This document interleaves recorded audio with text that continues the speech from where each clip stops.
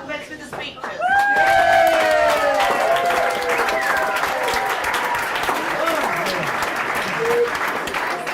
Thank you, fans.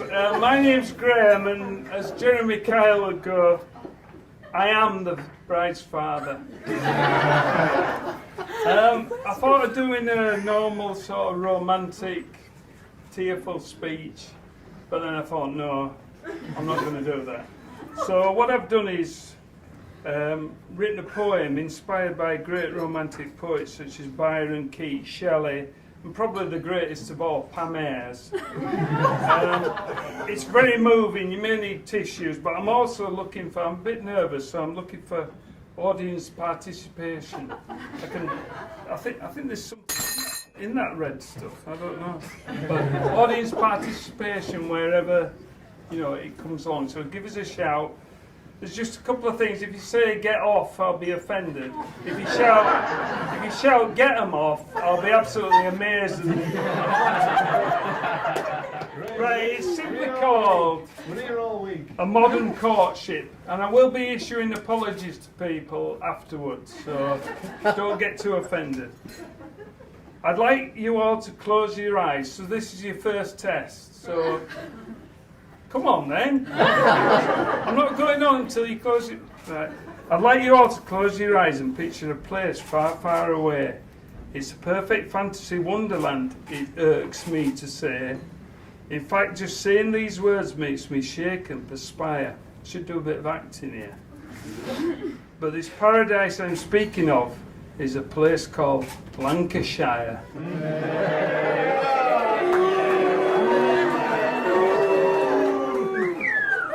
Now to this place a fair maiden came to learn how to think.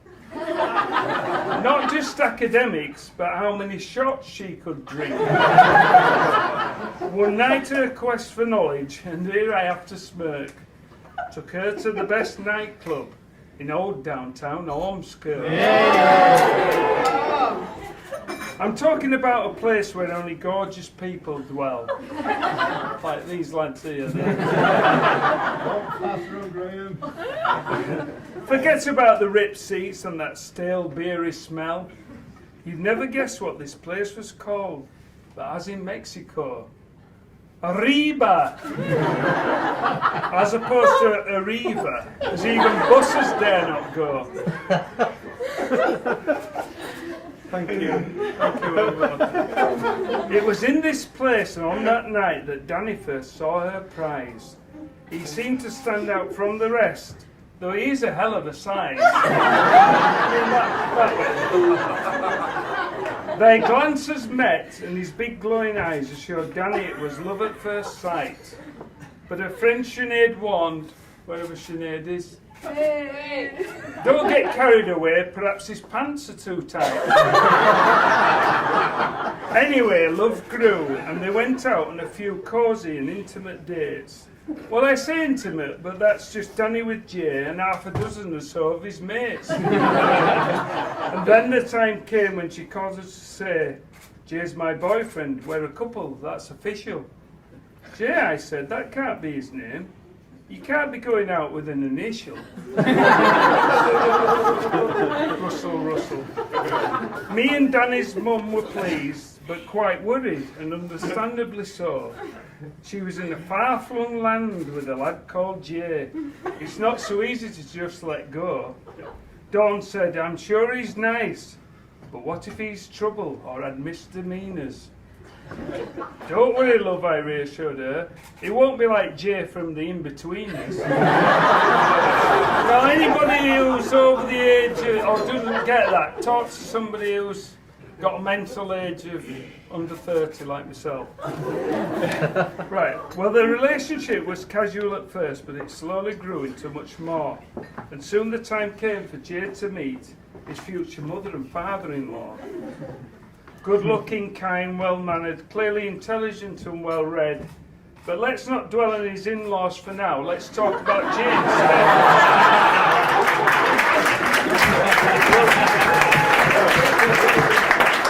Well, Jay won our hearts straight away, and we knew he was the one. So they embarked on a long and lengthy courtship.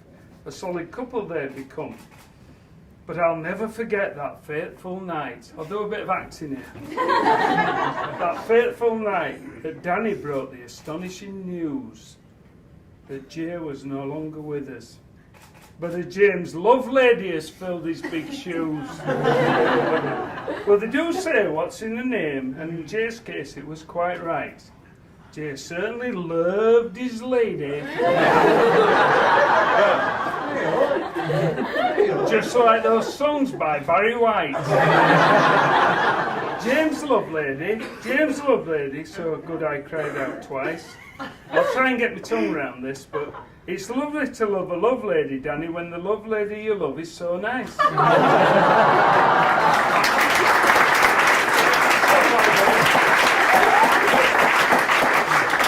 Well, along with their love, both their careers progressed and Jay's took off good and proper. But I must admit I was taken aback when he told me he'd become a copper. I don't know why, but I got nervous for him, and for me my anxiety grew. Would he find out that at 8 years old I once nicked a halfpenny chew? I'll hope you'll hear inquiries later on that one. I think it's time barred anyway, it's a long time ago. Right, Danny studied hard and finally became a teacher. Right, they have been together some time by now, maybe 6 or 7 years. Jay's dad had said, it's time you put a ring on her if you've got all between your ears. But as is custom nowadays, they live together first in their own special place. But call me old-fashioned.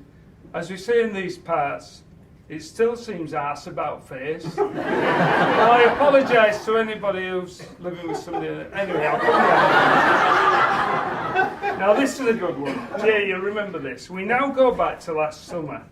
I was in the garden, laid back, soaking up rays. When in the corner of my eye I saw 2 size 12s, and he instantly knew they were Jay's. He was knelt down close to me and quietly whispered, "Graham, I'd like to propose." I didn't know what to do or say. I panicked, fell back and just froze. It's a bit more acting. My head was spinning. I was already married. Me and Dawn would have to separate. Then I pulled myself together and said, "I'm flattered, Jay, but sorry, I'm straight."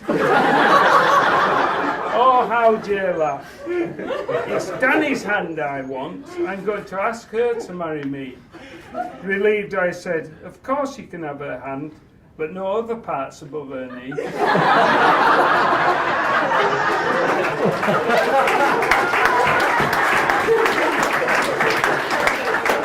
I then went back to the house. Dawn saw me and said, "You okay? You're rather pale." Then I told her I'd just dodged a bullet, but think I've got myself out of jail.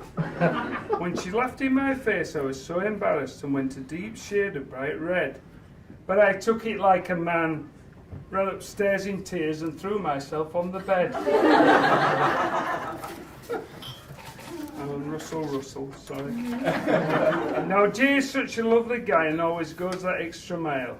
If he was going to pop the question, he would be doing it in style.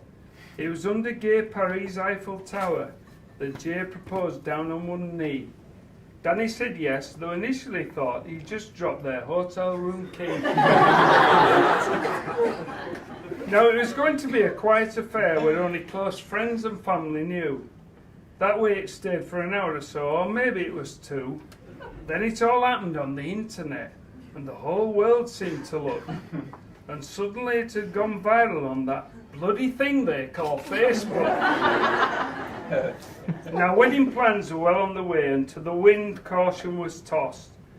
But quite soon all 4 parents needed oxygen tents when we learned just how much it would cost. Sorry, Holdsworth House.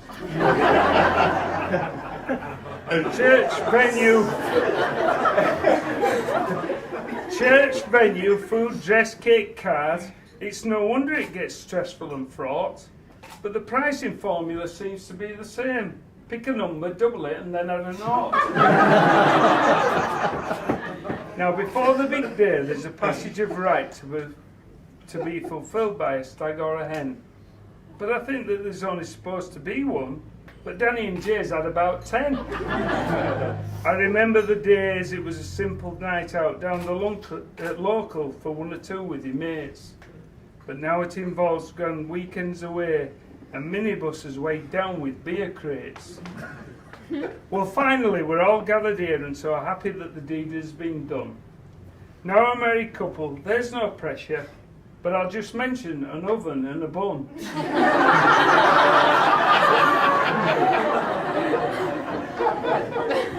It's been a wonderful day and I hope you'll agree Danny and Jay are a match made above. Because there's nothing that's more clear to us than what they have together is true love. And now I'd just like you all to stand, please, and raise your toast to the bride and groom. And before you all sit down, can I just mention one thing that's really close to our family, and quite a few people in this room will have never met him and sadly will never meet him. But that's Christopher, who was Danny's big brother. Well, we think about, we lost him 12 years ago, but we still think about him every day. And he's here with us. He'd have been thrilled to be here, and I know him and Jay had got on really well. So could you just raise a glass to Chris? Chris. Thank you very much. It means a lot to me and the family. So thanks very much. I've always wanted to say this. Thank you. You've been a lovely audience. Good night.